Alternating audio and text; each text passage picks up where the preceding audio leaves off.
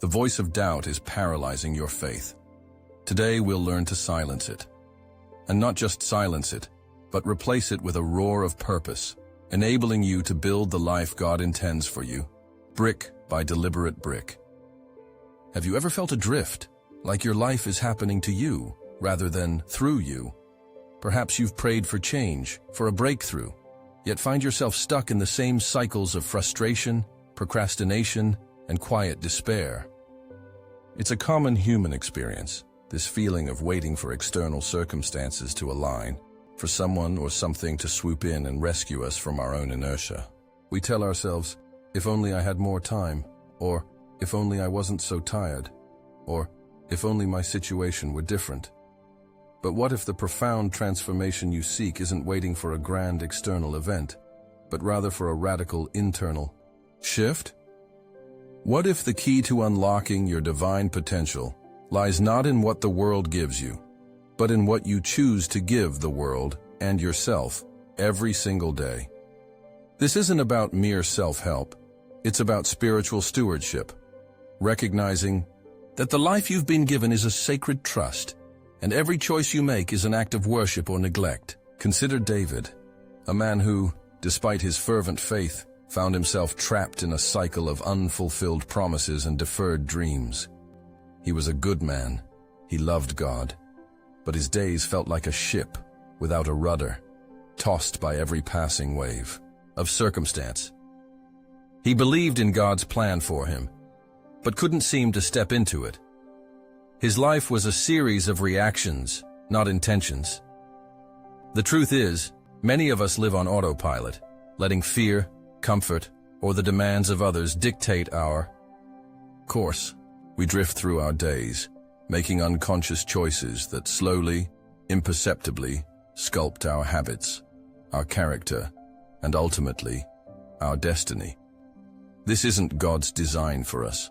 He calls us to intentionality, to a life lived with purpose and power, not passive resignation. The excuses we cling to, the lack of time, the exhaustion, the perceived inadequacy, are not external barriers. They are self-imposed prisons, cunning lies we tell ourselves to avoid the discomfort of growth. They distract us from the profound truth that our present reality is a direct consequence of our past choices, and our future is being forged by the choices we make today. This journey isn't about flawlessness. It's about faithfulness. Faithfulness to the potential God has placed within you. It's about understanding that while God's grace is boundless, His blessings often flow through the channels of our disciplined effort. He doesn't do our push-ups for us, but He gives us the strength to do them. He doesn't build our bridge to purpose, but He gives us the materials, the blueprint, and the unwavering light to guide our construction. Are you ready to stop waiting for life to happen and start actively shaping it? If this message resonates, if you feel a stirring in your spirit, I invite you to join this community. Share your thoughts in the comments below. What's one excuse you're ready to cut off today? Your insights bless us all, and your questions help us grow together. One of the most insidious obstacles to a life of purpose is the excuse. It's a master of disguise, appearing as logic, as necessity, as simple weariness. David knew this well. He'd tell himself he was too busy to truly plan his week, too tired to wake up early for prayer, too overwhelmed to tackle that big project he felt called to start. Each excuse, seemingly innocent, chipped away at his resolve, reinforcing the belief that he was a victim of his circumstances rather than a co-creator with God. The principle of overcoming excuses is simple, yet profoundly challenging: radical self-accountability. It means acknowledging that you possess the power to choose, always. Think of Sarah, a single mother of 2 young children, working a demanding job, who felt her spiritual life dwindling to nothing more than hurried prayers before bed. She longed for a deeper connection, to read her Bible more consistently, to truly meditate on God's Word, but the excuse of no time or too exhausted was her constant companion. One evening, after another day of feeling spiritually empty, she made a decision. She committed to waking up just 15 minutes earlier, not for anything grand, but simply to sit in quiet reflection, to read one verse, to offer one intentional prayer. It felt like a tiny drop in an ocean of demands. But those 15 minutes, consistently claimed from the jaws of her excuses, became a sanctuary. They built a quiet strength within her, a discipline that slowly expanded into other areas of her life. She realized her excuses weren't about time, they were about priority. And prioritizing God, even in the smallest ways, transformed her entire outlook. Another significant hurdle, often invisible to us until it's too late, is the subtle, corrosive influence of toxic people in our lives. We've all encountered them. The perpetual complainers, the energy vampires, the doubters who scoff at our dreams, the critics who erode our confidence with their negativity. It's a surprising revelation for many to grasp just how profoundly our social environment shapes our spiritual and emotional landscape.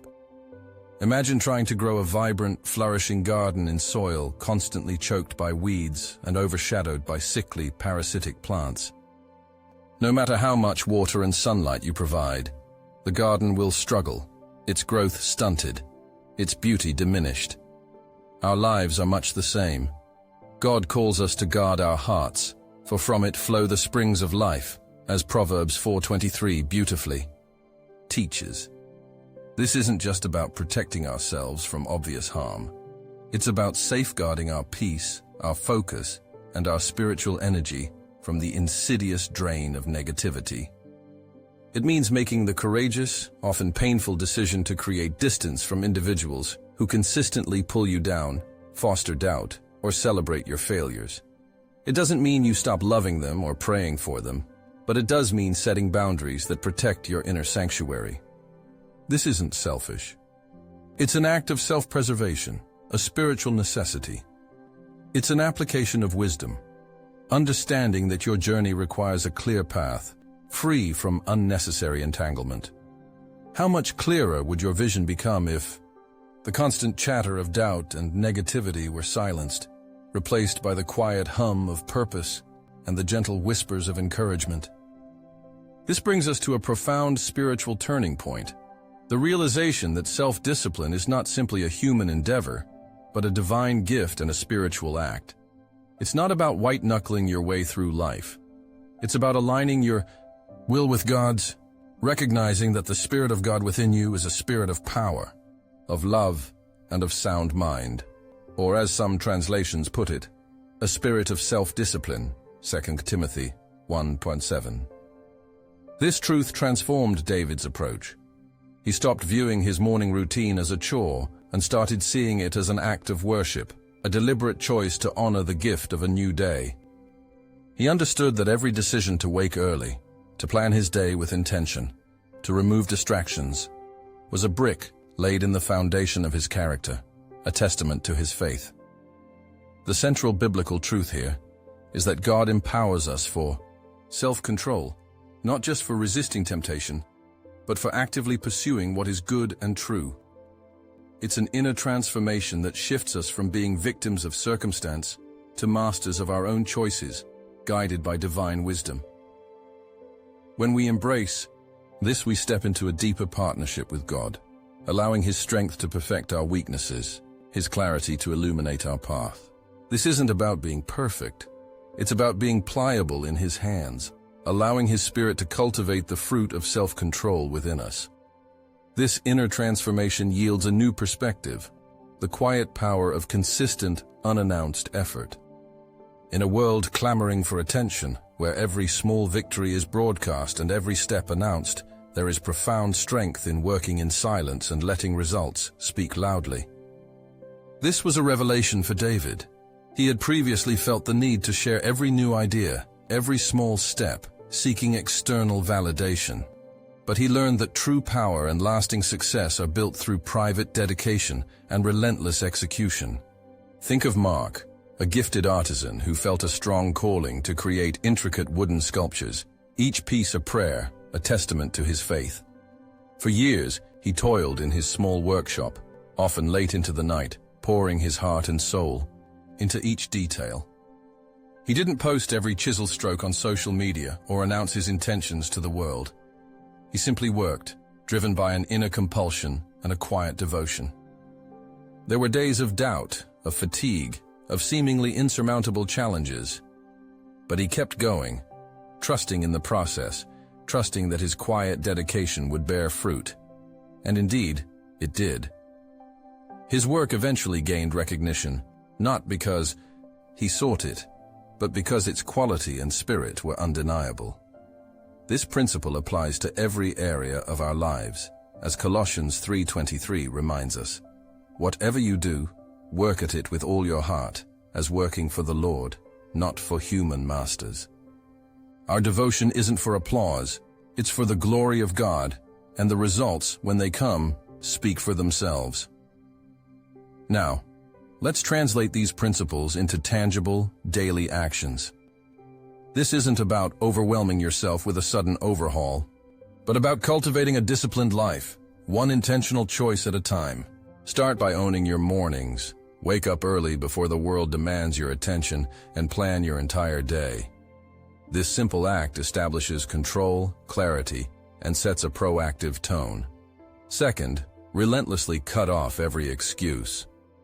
When you hear that familiar whisper of too tired or no time, challenge it.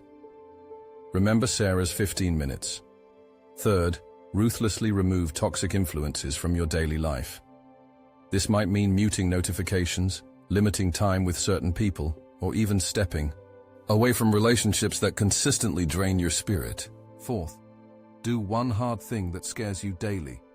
It could be a difficult conversation, a challenging workout, or starting that project you've been dreading.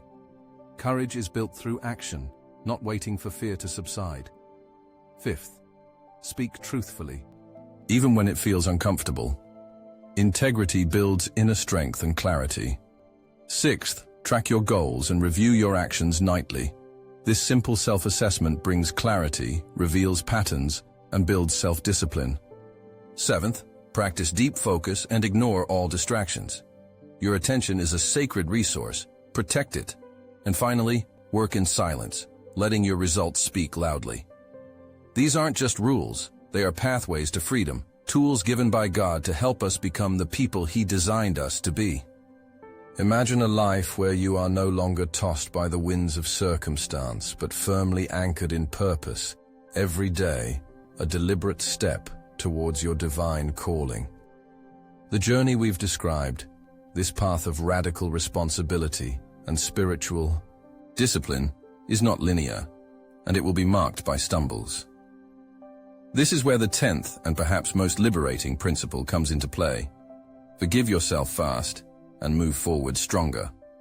David learned this profoundly. There were days he'd miss his morning routine, succumb to an old excuse, or let a toxic comment get under his skin. In the past, these setbacks would derail him for days, sometimes weeks, plunging him into guilt and self-condemnation. But he learned that dwelling on past failures is like trying to drive forward while constantly looking in the rearview mirror. It's dangerous and unproductive. God's grace is new every morning, and His mercies never cease. This principle isn't about excusing sin. It's about embracing God's forgiveness, learning from our mistakes without being defined by them, and then quickly pivoting back to purpose. It's about understanding that our identity is not in our imperfections, but in Christ, who empowers us to rise again. When we release the weight of past regrets, we free up energy to move forward with renewed purpose and strength. This is the culmination of our journey. A life where you are not just disciplined, but resilient. Not just focused, but gracious with yourself. Not just striving, but thriving in God's unwavering love. Imagine the impact you could have, the peace you could experience, the purpose you could fulfill, if you consistently applied these divine principles. This isn't just about improving your life. It's about aligning it with heaven's will, unleashing the extraordinary potential God has placed within you. Will you commit to this spiritual journey with us, embracing the discomfort of growth for the profound joy of a life truly lived? We believe in the power of shared stories and collective wisdom.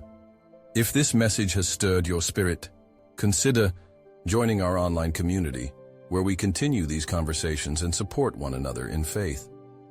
You are not alone on this path. Together, we rise stronger,